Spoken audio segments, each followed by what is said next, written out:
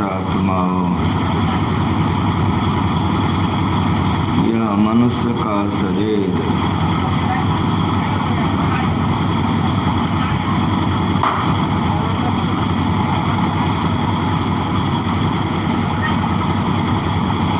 सब शरीरों में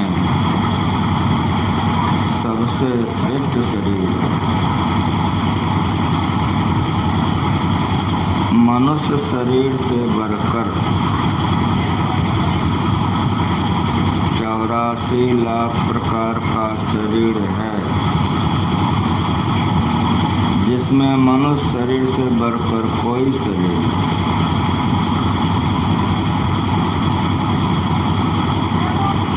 हाथी बहुत बड़ा जानवर है। आपको कोई पूछे कि बनना चाहते हैं तो क्या करिएगा? हाथी बनेंगे? बाघ सबसे खूंखार जानवर है। आपको कोई कहे कि मरने के बाद बाघ सिंह बन जाइए, है पसंद?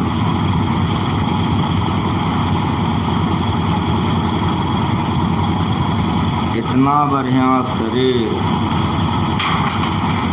जो देवता को दुर्लभ है, भगवान ने हम लोगों को दिया है। काहे दिया है?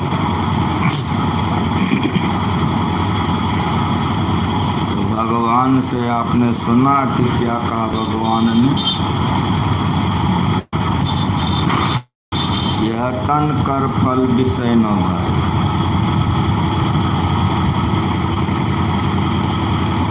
स्वर्ग और स्वल्प अंत दुखदाई। ये शरीर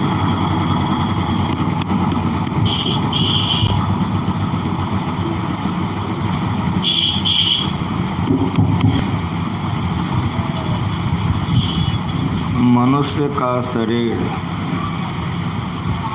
विषय भोग करने के लिए नहीं है। कौन कह रहा है? भगवान कर। इसलिए भगवान का पाठ करवा के आप लोगों को सुनवा दिया कि सारी प्रजा को बुला के भगवान ही बोल रहे हैं। मेरा मुंह बोल रहा है लेकिन भगवान का सुना रहा। यह तन कर फल विषय न है। मनुष्य का शरीर विषय भोग करने के लिए नहीं मिला। विषय किसको कहते हैं? आँख से देखने को विषय कहते हैं, नाक से सूंघने को विषय कहते हैं, कान से सुनने को विषय कहते हैं, जिह्वा से चखने को विषय कहते हैं और त्वचा से स्पर्श करने को विषय कहते हैं। रूप, रस, गंध, स्पर्श और शब्द, ये 5 विषय हैं।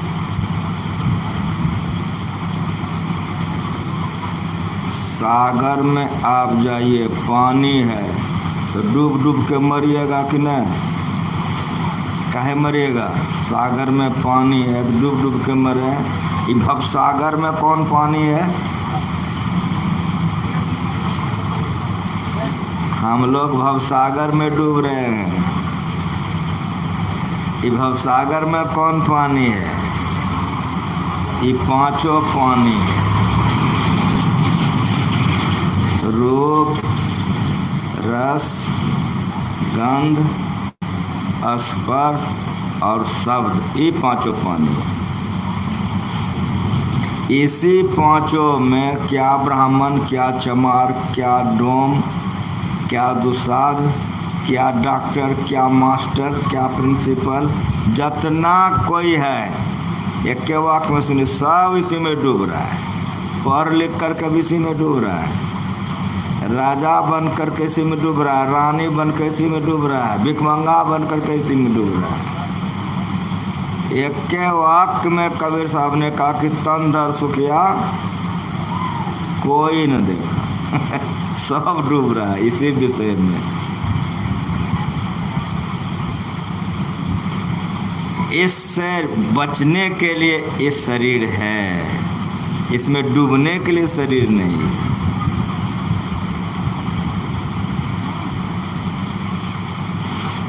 राजा दुखिया भूपति दुखिया, तब से को दुख दो ना हो। काहे हो? आशा तृष्णा सबको व्यापे, कोई महल नहीं सुना हो, सब डूब रहा है। साच कहो तो कोई न माने, झूठ कहा नहीं जाई हो। ब्रह्मा विष्णु मैं सुरदुखिया, जिन्हें राह चलाई। अब कहाँ जाइएगा? 33 करोड़ में 3 कोई सरदार है, तीनों को कबीर साहब कहते दुखिया। अब कहाँ जाइएगा? जिन्होंने डूबने से अपने को बचा लिया उसी को संत कहते हैं। संत सुखी मन जीतियो। तो गधा के शरीर में मन जीता जाएगा, घोड़ा के शरीर में, भूत के शरीर में मन जीता जाएगा, देवता के शरीर में। एक एक विषय के चलते एक एक प्राणी का प्राण चला जाता है। हमको 5 चाहिए। मृगा को सुनने की आदत है, उसको कर्ण विषय बहुत प्यारा है। तो जहाँ बहेलिया जानता कि इस जंगल में मृगा रहता है तो कृत्रिम गाछ वो लोग लगा देता है, खूब बढ़िया से सहनाई बीन आदि बजाता है। मृगा सुनने में मशगूल हो जाता है, सुनते सुनते उसको अपना शरीर का ख्याल नहीं रहता है। वो कृत्रिम गाछ में जो अंगूठता है गिर जाता है, परिणाम क्या होता है? उधर से आता है, नाभि चीर करके उसका कस्तूरी निकाल लेता है, मृगा मर जाता है। मृगा के नाभि में कस्तूरी होता है, इसीलिए उसका जान ले लेता है, कस्तूरी निकाल लेता है। सुनने के चस्का में, सुनने के चस्का में मृगा का जान चला गया। मछली को जिहा का बड़ा स्वाद है, इसीलिए हमारे मछली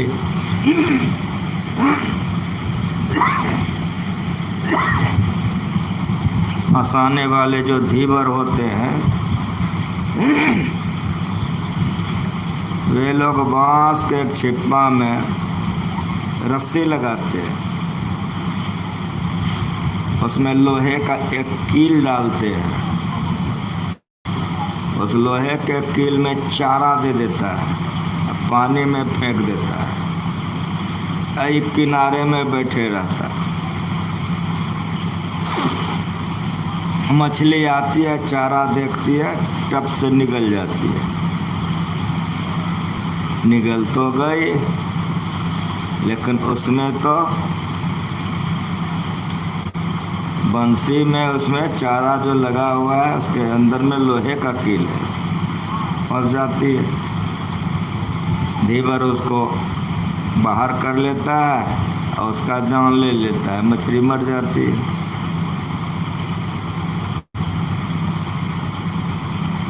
भौरे को नाक का सुगंध बहुत पसंद है। जहाँ जहाँ कमलदह होता है, कमल का फूल, तो दिन में कमल खिल जाता है, उसका पराग लेने के लिए भौरा उस पर बैठ जाता है।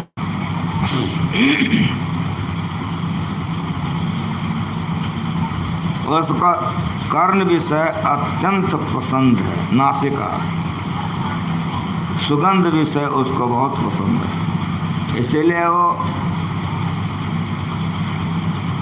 गंध लेने में इतने मशगूल हो जाता है। भौरे इतना मशगूल हो जाता है, उसको शरीर का ख्याल नहीं रहता, मस्त हो जाता है। परिणाम क्या होता है? अब देखिए सूर्य डूब जाएगा, जब सूर्य डूब जाता है तो कमल ऐसे होते होते होते होते होते वो बंद हो जाता है। अब भौरा कमल के भीतरे में रह गया। वो चाहे तो निकल सकता है काट करके, लेकिन उसको सुगंध विषय इतना पसंद है, निकलता नहीं है, उसी में रहता है। परिणाम क्या होता है, उधर से उसमें हाथी, उसमें गाय कुछ चरने के लिए गया, सब फूल खा गया, बस भौरा का जान गया।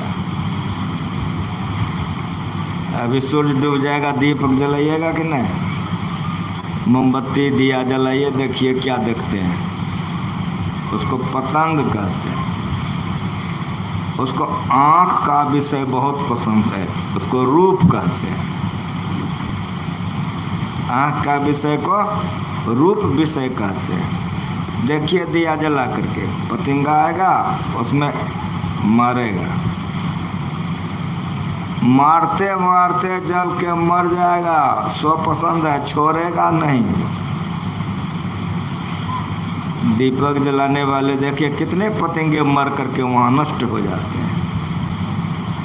इस संतों का ज्ञान है, हम लोगों को समझाने के लिए उन्होंने कहा कि मृग, मीन, भृंग, पतंग, कुंजर, हाथी को,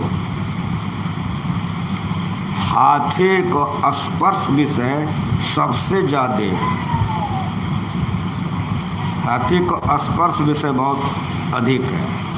राजा लोग थे, राजा लोग के दरबार में हाथी वगैरह बहुत रहता था। किसी हथनी को पिलवान सिखा करके रखता था हाथी को बझाने के लिए। जिस जंगल में गजराज सब मस्त सब हाथी रहता था देख लिया तो करता क्या था कि आगे में पोखर के तरफ बहुत बड़का खड्डा कोरता था, बड़ा खड्डा, ऊपर से बांस चचार दे देता था और उसमें खर पतार दे देता था कि गड्ढा सूझे नहीं। हथनी को वो जंगल में छोड़ देता था। हथनी को देख कर के गजरात हाथी सब स्पर्श करने के लिए हथनी के पीछे वो आता था, वो तो सिखाई रहती थी ना। जब कई कई हाथी एक एक हथनी के पीछे दौड़ता था तो हथनी वहाँ से भाग जाती। वो आकर के उस गड्ढे के बगल से ऐसे निकलती थी, क्योंकि वो सिखाई हुई जानती है वो, तो हथनी वो इस बगल से निकल करके तब रास्ता पकड़ती।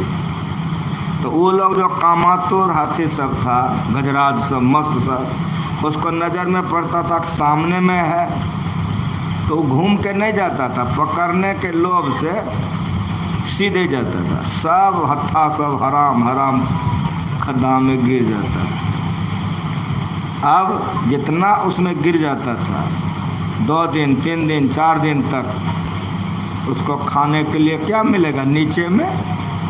तो कतनो मस्त आदमी रहे या जानवर रहे, जब भोजन उसको कई कई दिन तक नहीं मिलेगा तब क्या हो जाएगा, टिक टिक कहिए, सब मस्ती खत्म ना, सुस्ती हो गई ना। तब पिलमान उसके गले में रस्सा डालकर जंजीर पहनाकर गजवा लेके भौंकर अगत्र ला करके राज दरबार में उस पर चढ़ता था। संतों ने कहा कि मृग, मीन, भृंग, पतंग, कुंजर एक दोष विनाश है। एक एक विषय भोग के चलते एक एक का जीवन जा रहा है। एक एक प्राणी एक एक विषय भोग में अपना जीवन बर्बाद कर रहा है, मर रहा है। दिन रात हम लोग देखते हैं कि पतंगे जल जल के मर रहे हैं, लेकिन हम मनुष्य जो हैं, हम मनुष्य को 5 चाहिए कि नहीं? ईमानदार से बोले, क्रिया खा के रूप भी चाहिए, रस भी चाहिए, गंध भी चाहिए, स्पर्श भी चाहिए कि नहीं चाहिए। और यदि एक ठो नहीं मिला तब देखिए कैसे आंख से लो टप टप। सिनेमा देखने का आदत किसी को पड़ गई, रोक दीजिए, मत जाओ, खाना पीना छोड़ देगा, हम सिनेमा जेबे करेंगे। इसी तरह से जिसको मांस मछली दारू शराब पीने का आदत लग गया है, उसको ज़रा समझाइए तो आप ही को समझा देगा। उसको जिहा का आदत इतना बढ़िया लग गया है कि कतनो समझाइए कि मत खाओ, वो खेबे करेगा। कहा तो उसमें तेल मसाला ज़्यादा न है। एक तो खूब बढ़िया खाने वाले को हम पूछें कि एक बात बताओ कि तुम 5 दिन के भूखे हो, कद्दू दे दे, कदीमा दे दे, पपीता दे दे, झींगा दे दें, कोई भी चीज़ दे दें, कई दिन के भूखे हो तो हफ खाओगे ना। गोभी दे दें, लेकिन एक बात बोलो, कई दिन के भूखे हो, मछली दे दे, मांस बिगर नमक दिए तेल मिलाए खा सकोगे कि नहीं? तो नहीं। समझ में आया? तेल मसाला चटकदार चाहिए, जहाँ जहाँ चटकदार हुआ उससे भजन नहीं होगा। इसलिए यह भोजन भी करने वालों को अगर आप अपने सब्जी में तेल मसाला बहुत ज़्यादा चटकदार बना लिए तो पढ़िए भगवान महावीर की वाणी, स्वादिष्ट भोजन तालपुट विष के समान महान भयंकर है। उससे भजन नहीं बनेगा, चित्तवृत्ति खराब हो जाएगी। इसीलिए साधु का भोजन होता है सूखा रुखा खाए के ठंडा पानी पे। अगर यदि ज़्यादा तेल मसाला दे दिए तमोगुण हो जाएगा, रजोगुणी हो जाएगा। आपको अगर साधन भजन करना है तो सतोगुणी भोजन कीजिए, नमक बहुत कम खाइए। नमक उत्तेजक होता है, तेज नमक साधक को नहीं खाना चाहिए। मसाला तेल बहुत अधिक खाने वालों से भजन नहीं हो सकता है, हरगिज नहीं। अगर हो जाएगा तो संतवानी झूठी हो जाएगी। इंद्रियों को बस में कीजिए धीरे धीरे। सब इंद्रियों को जो साधता है, जो देखना चाहिए वही देखिए, जो नहीं देखना चाहिए मत देखिए। जितना जैसा जो खाना चाहिए जिहा को समेट के थोड़ा रखिए तो भजन बनेगा। प्रत्येक इंद्रियों पर अपना थोड़ा थोड़ा काबू रखिए। जो इंद्रियों को साधता है उसी को साधु कहते हैं। चेहरा बनाने से कोई साधु नहीं होता है।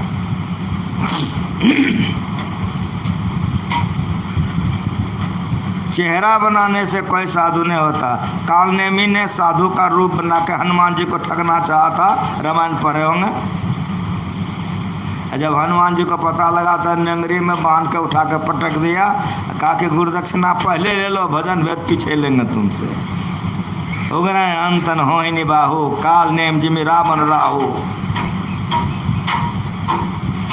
इंद्रिय दमन जो नहीं कर सकेगा, काबू नहीं करेगा, भजन में उस तरक्की नहीं कर सकता, गारंटी। इसीलिए तेल मसाला चहकदार छटकदार खूब मत खाइए, शरीर का श्रृंगार खूब मत कीजिए। जो साधु होते हैं आँख पर संजत रखते हैं, जो देखना चाहिए वही देखिए। वे कान पर संजत रखते हैं, जो सुनना चाहिए वही सुनना चाहिए, नहीं तो नहीं सुनना चाहिए। जो सूंघना चाहिए वही सूंघिए, जो नहीं सूंघने योग्य है वो मत सूंघिए। जो छूना चाहिए उसी को छुइए, जो छूने योग्य चीज़ ने मत छुइए। पांचों इंद्रियां बस कर कह गए दास कबीर। जो पांचों इंद्रियों पर लगाम रखता है, कैसे? जैसे घोड़ा चलाने वाले को देखे हैं आप, लगाम हाथ में रखता है, घोड़ा आगे रहता है, और यदि बहकने लगता है तो लगाम खींच लेता है, घोड़ा रुक जाता है। उसी तरह से साधु किसको कहते हैं? मोछ बढ़ा लेने से, दाढ़ी बढ़ा लेने से, गिरवा पहन लेने से, भभूत रंगा लेने से।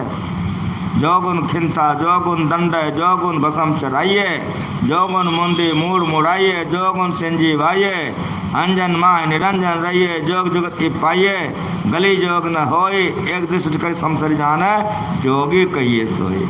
जो साधन करे, इंद्रियों को साधे। मन बहकता है आँख में तो पैर को रोक लीजिए, मन कर जाए तो जाने दे। मन चला गया शराब पिएंगे मत जाइए, मन चला गया कुकर्मों में तो मन को जाने दीजिए, शरीर को रोक लीजिए। मन कर जाए तो जाने दे, मन चला गया जाने दीजिए। तू मत जा शरीर को रोकिए, तो एक दिन मन रुकने लग जाएगा। बढ़िया बढ़िया खाने का आदत लग गया, खूब छौक बढ़ा बढ़ा के जिया को दे दीजिए, रजोगुनी भोजन होगा, भजन में मन नहीं लगेगा, भजन में उन्नति हो नहीं सकती। अगर ऐसा हो जाता तो संतों ने ये क्यों लिखता, क्यों बताता? जिहा पर कमान रखो, इंद्रिय जिभ्या एके नाल, जो बरजे सो बाचे काल। जो बात मानेगा अपने को संभालेगा। मांस मछली दारू शराब तो मत लीजिए, लेकिन राजसी भोजन तामसी भोजन मत कीजिए। अगर आप राजसी तामसी भोजन कीजिएगा तो मन आपका राजसी तामसी हो जाएगा। परिणाम यह हो जाएगा कि आपसे भजन नहीं होगा। भजन करने वालों को भोजन पर ख्याल रखना पड़ता है। तमोगुनी भोजन से वृत्ति तमोगुनी हो जाएगी, रजोगुनी भोजन से वृत्ति रजोगुनी हो जाएगी। जो सतोगुनी भोजन करेगा उसका भजन में मन लगेगा, वो इंद्रिय दमन करने में मदद मिलेगा। घर गृहस्थी में रहिए। संतों ने नहीं कहा कि घर गृहस्थी छोड़ के भाग जाओ। गुरुनाथ जी का प्रवचन पढ़िए, अवधू भूले को घर लावे, सोजन हमको भावे, घर में जोग भोग घर ही में, घर तज बन नहीं जावे। लेकिन इसका मतलब ही नहीं कि घर में रह कर भाग जाइए। खूब तर के छौक को देते रहिए, चटकदार खूब आते रहिए, भजन नहीं बनेगा। वो भोजन आपका हो गया रजोगुनी, और उससे भी ज़्यादा अधिक हो जाएगा तमोगुनी। तो जो भोजन रजोगुनी तमोगुनी होगा, रजोगुनी तमोगुनी भोजन से आपकी चित्तवृत्ति रजोगुनी तमोगुनी हो जाएगी, और रजोगुनी तमोगुनी से भजन नहीं होगा। सतोगुनी भोजन, इसीलिए गुरु महाराज जी का पदावली पढ़िए, खान पान को प्रथम संभालो। सबसे पहले गुरु महाराज ने आगे में रखा, खान पान को प्रथम संभालो, तब रस सब अवगुण मारो। इंद्रियों पर काबू कीजिए। अगर भोजन आपका सतोगुनी है तो मन आपका सतोगुनी बनेगा। जब मन आपका सतोगुनी बनेगा तो कर्म आपका सतोगुनी बनेगा, तब जो सुख मिलना चाहिए मनुष्य शरीर में वो मिलेगा। नहीं तो नहीं मिलेगा। ये ज्ञान गुरु महाराज हम लोगों को बच्चे से सिखाते रहे, जब तक जीवित रहे ये ज्ञान सिखाते रहे। पढ़िए गुरु महाराज जी का गीता जो प्रकाश, गुरु महाराज जी का पढ़िए सत्संग जो, सब गुरु महाराज जी रख के चले गए हैं। जो जितना हम अपनाएंगे तो आगे बढ़ेंगे, नहीं अपनाएंगे पीछे रहेंगे। कौन मना करता है? खूब सिनेमा देखिए। कौन मना करता है? खूब छौंक के खूब खाइए। कौन मना करता है? गाना खूब सुनिए। मना कौन करता है? खूब कीजिए। लेकिन याद रख लीजिए, जैसा आप कर्म कीजिएगा चित्तवृत्ति वैसी बनेगी और परिणाम आपको वैसा ही भोगना पड़ेगा। सात्विक भोजन, पवित्र आहार जिसका होता है उसके चित्तवृत्ति निरोध में बल मिलता है, शांति मिलती है। इसलिए भोजन का प्रधानता है। मृग मीन भृंग पतंग कुंजर एक दोष विनाश है, पंच दोष असाध जामते किता। इसीलिए साधन करने वाले जो साधिकाएं साधु होता है वो बोलता है तो संभाल के वाणी बोलता है। जितना बोलना चाहिए उतना बोलता है। फाजिल बहुत इधर उधर डिंग डांग झूठ फूस नहीं बोलता है, बहुत कम बोलता है, हरदम जाप करते रहता है। वो हरदम जाप कर रहा है। जिसको बहुत बोलने की आदत हो गई है तो अपना समय बर्बाद कर रहा है, जीवन बर्बाद कर रहा है। इस तरह से पंच इंद्रियां हमारी है, पंच विषय है। संतों ने कहा कि पंच इंद्रियां हमारी है, पंच विषय है, पांचों विषय पर ख्याल रखो। क्यों ख्याल रखो? तो पदावली पढ़िए। जौ निज घट रस चाहो, अंदर में चाहते हो कि ध्यान बने हमारा, तो अपने को हरदम खूब बचाओ। अब क्या लिखेंगे गुरु महाराज जी? एक दिन नहीं, 2 दिन नहीं, जब तक जीवित जिंदा है, जब तक सांस चल रहा तब तक हरदम खूब संभालो। है एक झूठ, नशा है दोसर, तीसर नारी पर के हो, चौथी चोरी, पंचम हिंसा, दिल से इन्हें अलगाओ। पांचों विषयों पर हमेशा ख्याल रखता है, वही साधिका का साधना बनेगा, वही साधक साधना कर सकेगा, चाहे वो घर गृहस्थी में रहे कि विरक्ति में रहे, कहीं रहे, उसे कोई मतलब नहीं है। विरक्ति में रहेगा, इंद्रियों दमन नहीं करेगा, भग जाएगा, मन रजोगुनी हो जाएगा, तमोगुनी। बैठा है जाप ध्यान करे, सूझ जाएगा, हो गया निहाल। बैठा है जाप ध्यान करने के लिए क्या से क्या सोचने लगेगा, हो गया बैठा हो, सब साफ खत्म। मनमाना करो ना तो विषय में डूबोगे। गुरु संगत गुरु हों, लघु संगत लघु नाम, 3 पदार्थ में गने, नरक द्वार हो काम। संग का मतलब ही नहीं है कि खाली चेहरा से संग में रहिए, नहीं, एक एक बात पर निगरानी करता है, सीखता है, देखता, बनता है। और जो मनमाना करता है वो भवसागर में डूब जाता है। कौन कह रहा है? भगवान राम कह रहे हैं। किनको कह रहे हैं? अपनी प्रजा को बुला के कह रहे हैं। बार बार ये प्रवचन आप लोग सुनते हैं। गुरु महाराज जी प्रत्येक अखिल भारतीय जिला वार्षिक में पाठ करवाते। क्यों? तो भगवान के मुख की वाणी है, लोग समझ करके अपने को विषयों से बचाएगा तो उसका मन भजन में लगेगा। जिसका मन भजन में लगेगा उसी का जीवन सफल हो जाएगा। सब चीज में मन लग गया, भजन में मन नहीं लगा आपका, तो बाबा जी बन करके क्या हुआ? घर द्वार छोड़ के यार फकीर तुम परा किस ख्याल में, 5, 25 संग 30 नारी, 30 के कार ने भीख तू मांगता, एक ने कवन तकसीर फारे, 10 पलटू कह खेलिया ना बताओ, जब छुटे 30 तब छोड़ प्यारे। ये ज्ञान गुरु महाराज सिखा के गए। घर में जोग भोग घर ही में, घर तज बन नहीं जावे, बन के गए कल्पना उपजे, तब दो कहाँ समावे, उनमुनि रहे ब्रह्म को चिन्हे। ये है घर गृहस्थी में रहिए, उन्मुनि अवस्था में रहिए। ये उन्मुनि अवस्था कैसे होगा? जो भजन भेद लेके ध्यान करेगा, पवित्र भोजन करेगा, भोजन पर बहुत संयम रखेगा। बहुत अधिक भोजन करना तमोगुनी है, तामसी भोजन हो गया। बहुत स्वादिष्ट, बहुत तेल मसाला छौक रजोगुनी हो गया। सात्विक में भी आहार अल्प आहार करे, भूख राख भोजन करो, तज शोभन को मान। ये है चाहे गिरवा पिन के रहिए, चाहे उजरका पिन के रहिए, चाहे जटा पर आके रहिए, चाहे जटा मुँह आके रहिए, भेष से कोई मतलब नहीं है। किसी भी भेष में रहिए, ये गुण को धारण कर लीजिए तो मोक्ष का दरवाजा खोल लीजिएगा, जीवन सफल हो जाएगा। नहीं तो भवसागर में जन्मिएगा, मरिएगा, मरिएगा, जन्मिएगा। इस पाठ में सबसे मुख्य विषय है यह तन कर फल विषय न भाई। भगवान कह रहे हैं नर्तन पाए विषय मन दे ही। अगर मनुष्य का शरीर पा करके अपने इंद्रियों को नहीं रोका तो अमृत को फेंक करके जहर पी रहा है।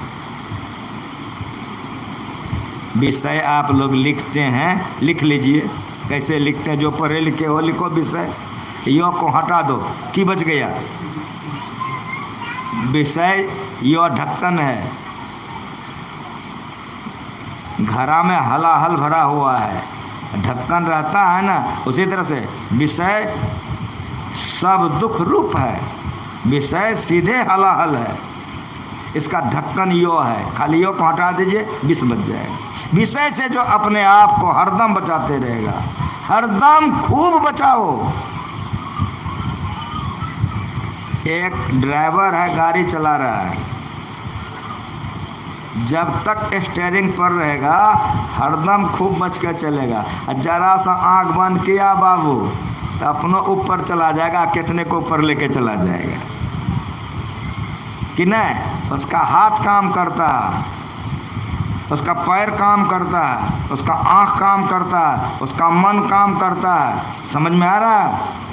उसी तरह से भजन ध्यान करने वालों को अपने मन को अलग रखना चाहिए और काम में शरीर को लगाना चाहिए। तन काम में मन राम में।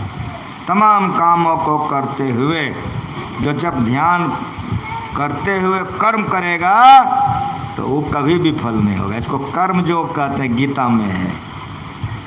लड़ाई चल रहा था, दोनों तरफ की सेना लड़ रही थी, और उस समय में भगवान श्री कृष्ण अर्जुन को कह रहे हैं कि युद्ध भी करो, मेरा स्मरण भी करो। लोग कहते हमारा छुट्टी कहाँ है, हमको छुट्टी तो नहीं है। तो गुरु महाराज जी का प्रवचन पढ़िए कि गप सप करने के लिए समय है, ताश खेलने के लिए समय है, सिनेमा देखने के लिए समय है, और भजन ध्यान करने के लिए समय नहीं है।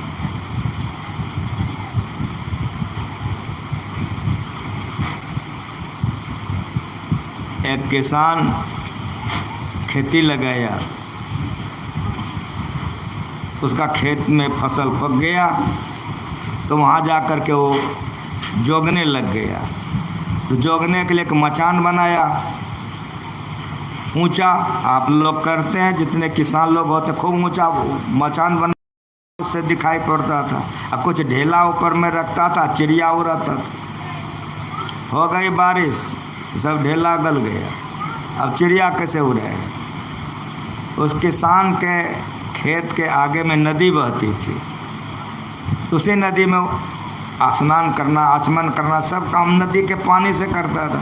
वो जो नदी की तरफ जा रहा था तो पैर के नीचे में करा लगा, तो बालू को हटाया, चमका, तो हाथ से निकाला, कलसी निकल गई। उस कलसी को उसने उठा करके लाया मचान पर, मुंह खोला, झाड़ा, तो चकोर चकोर पत्थर, पूरे कलसी में एक कलसी पत्थर था। बड़ा खुश हो गया, भगवान की बड़ी कृपा हो गई हमरे पर में। ढेला मिलता नहीं था, अब चिड़िया उड़ाएंगे, उसी से खूब चिड़िया उड़ाता था, उसी पत्थर से। उसकी धर्मपत्नी रोज भोजन पहुंचाती थी। एक दिन भोजन लेके जा रहे थे, उसका छोटा बच्चा कहा कि हम भी जाएंगे, तो माँ के साथ चला गया। किसान को पुकारे तो मचान से उतर गया, पत्नी भोजन कराने लग गई। दोनों पति पत्नी बातचीत कर रहे थे। बच्चे तो चंचल होते हैं ना, तो बच्चा क्या किया कि चढ़ते चढ़ते मचान पर चढ़ गया। उसको गुल्ली मिल गया खेलने के लिए, खेलने में मस्त हो गया।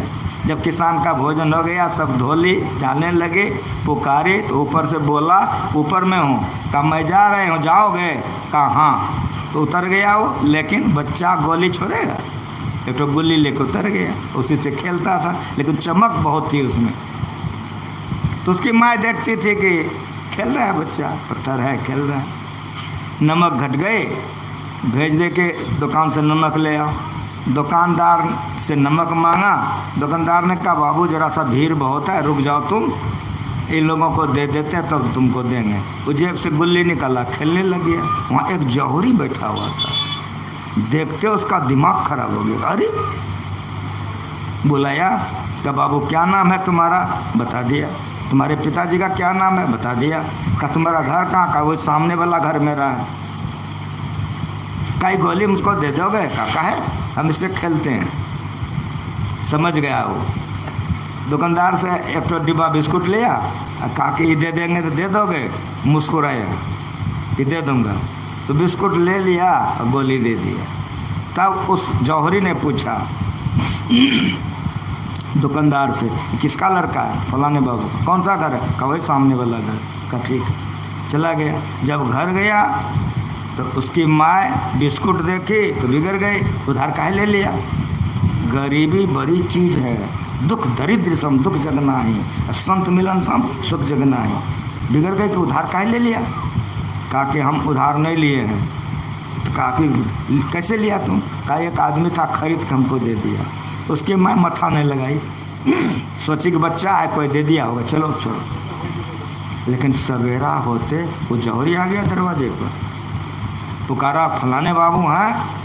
उसकी पत्नी निकल गई, कहा मेरा फसल पक गया है, वे तो खेत में रहते हैं, वे यहाँ नहीं हैं, क्या काम है आपको, क्या चाहते हैं?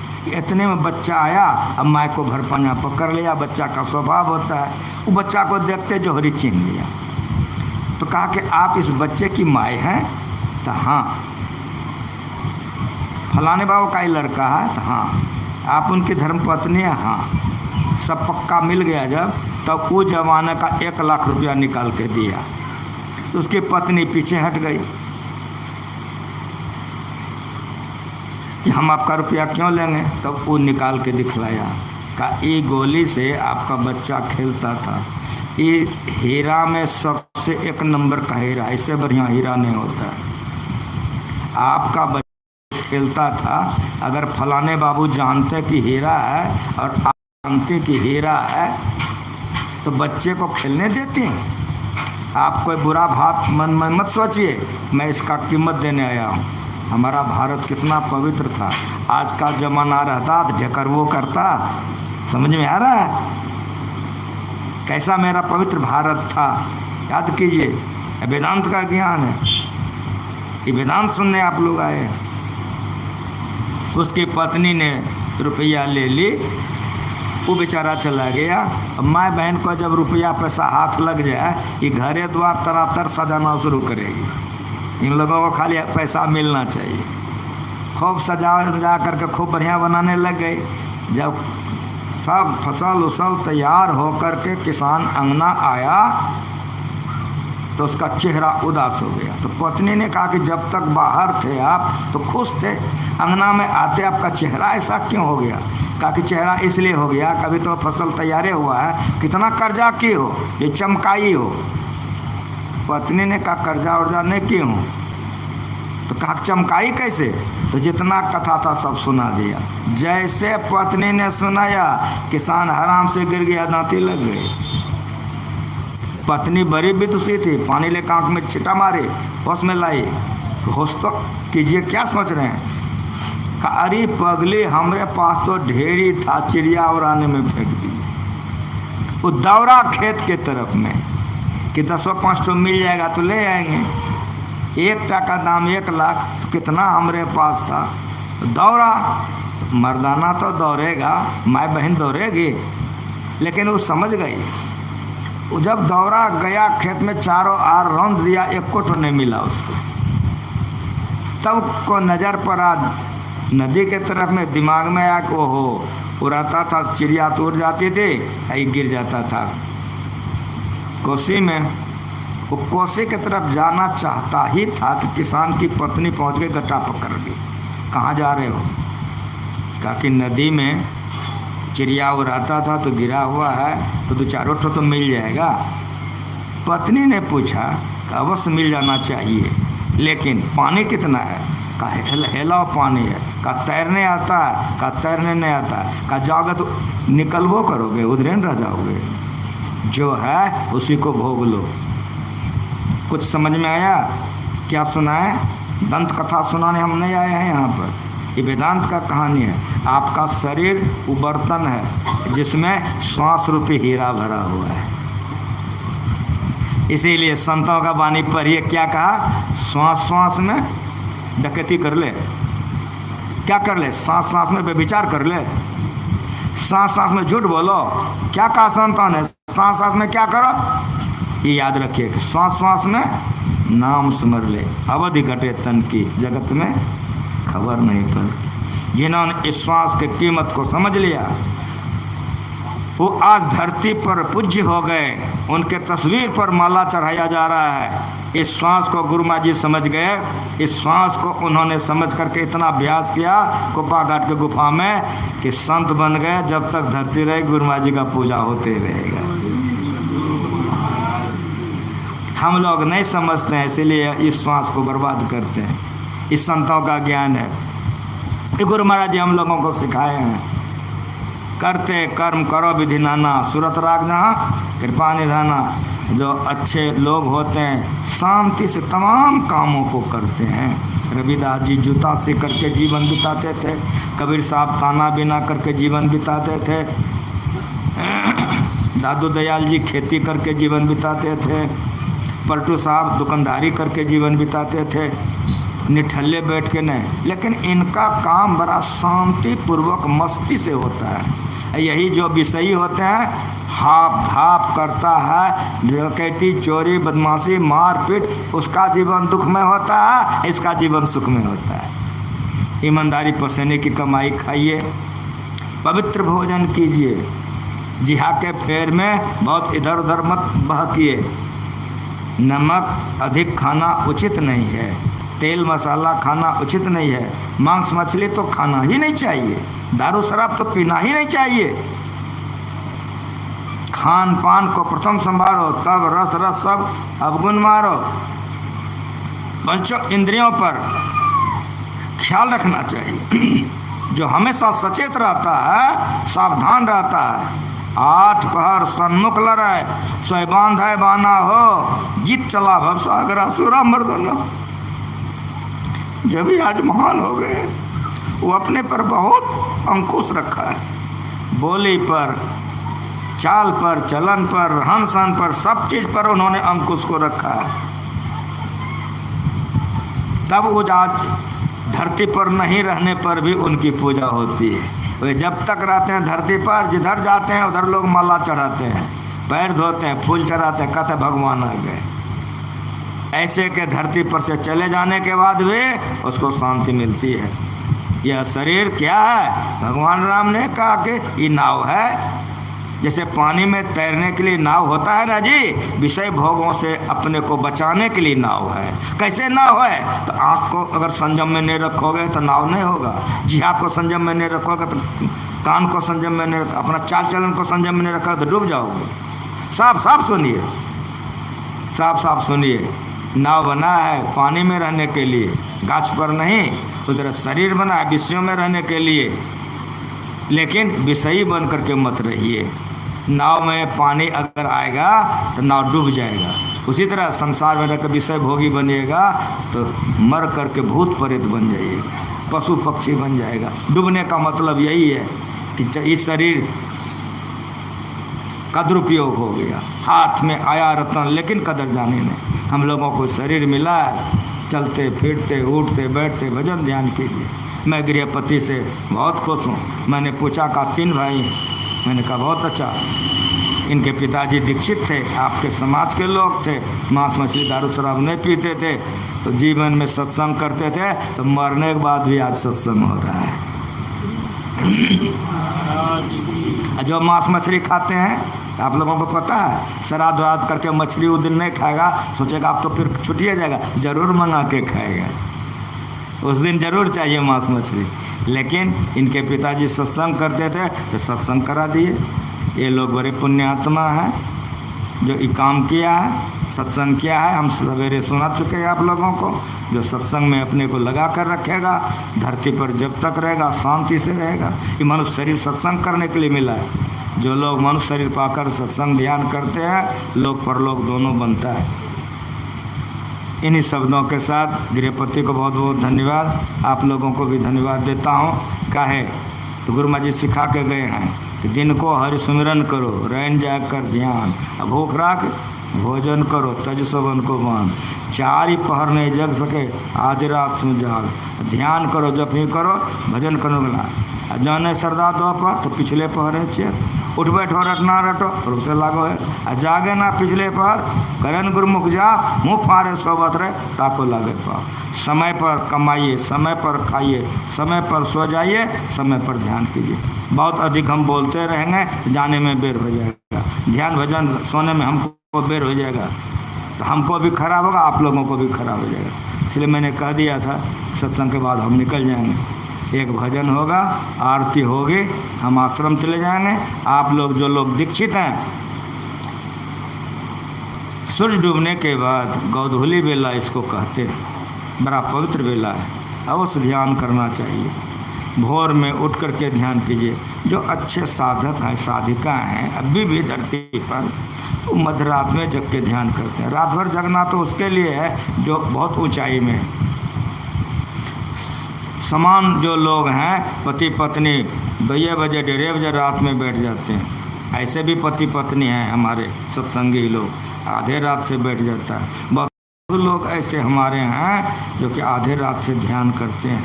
ये मनुष्य शरीर इसी के लिए मिला है। शिव जी का फोटो देखिए बैठ के ध्यान कर रहे हैं, हनुमान जी का फोटो देखिए बैठ के ध्यान कर रहे हैं। गुरु महाराज जी कृपा घाट में अगर ध्यान नहीं करते तो आज जो गुरु महाराज जी का जय जय हो रहा है होता। सब कामों में ध्यान सबसे ऊंचा है, इसलिए ख्याल रखना चाहिए तो ध्यान नहीं गड़बड़ावे। ध्यान के लिए हरदम जप कीजिए। जो हमेशा जप करते हैं, काम करते हैं, कामी क्रोधी भी, काम करते हैं साधक भी।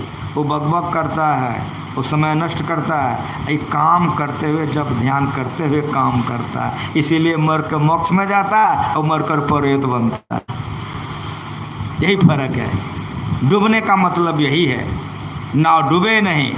मनुष्य शरीर पा करके हम मर करके भूत प्रेत बन जाए, पशु पक्षी चिड़िया चुनमुन तो डूब गए हम। लेकिन मनुष्य शरीर पा करके भजन ध्यान करके अगर स्वर्ग चले गए, अनेक जन संसिद्धा अनसंस्कावनम, एक के बार में कोई मोक्ष नहीं प्राप्त करता है। इसलिए भक्त बीज बिन से नहीं जो जुग जाए अनंत, बार बार जन्म लेंगे, बार बार भजन करेंगे। गृहपति मरकर चले गए हैं लेकिन भजन भेद लेके मरे हैं। फिर मनुष्य का शरीर मिलेगा उनको, फिर ध्यान करेंगे, फिर मनुष्य का शरीर मिलेगा, फिर ध्यान करेंगे। एक जन्म ऐसा होगा कि ध्यान करते करते परमात्मा को पाके परमात्मा हो जाएंगे। माइक महादेव जी एक भजन होकर के आरती हो जाएगी।